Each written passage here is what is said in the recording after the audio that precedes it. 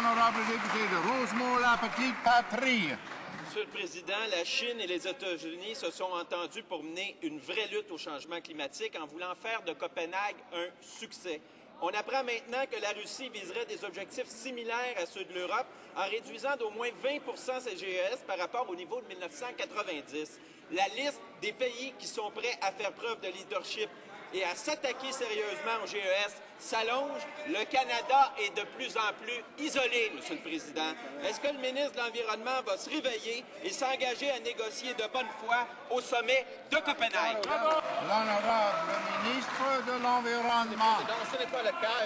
Notre plan est simple, Monsieur le Président. Les plans nationaux avec la harmonisation continentale, avec dans l'intérieur d'un cadre international, Monsieur le Président. Nous avons les cibles, par exemple, de réduire les émissions de gaz à effet de serre par 20% de 2020. Nous avons fait les investissements dans l'énergie propre. Nous avons fait aussi les technologies vertes comme le stockage de carbone, Monsieur le Président. Le Bloc devrait appuyer nos efforts parce que nous avons proposé un système nord-américain aussi intégré d'échange des émissions, Monsieur le Président. Honorable député de Rosemont-la-Petite-Patrie. Président, la réalité, c'est que le manque de leadership du Canada est dénoncé non seulement à l'international, mais aussi à l'interne, alors que près de 200 entreprises québécoises réclament une entente ambitieuse à Copenhague et la mise en place d'un système fédéral de plafonnement et d'échange de droits d'émission. Au lieu d'appuyer servilement les pétrolières de l'Alberta, comment se fait-il que les conservateurs du Québec ne font rien pour porter le consensus québécois en faveur de la lutte au changement climatique? Honorable ministre de l'Environnement.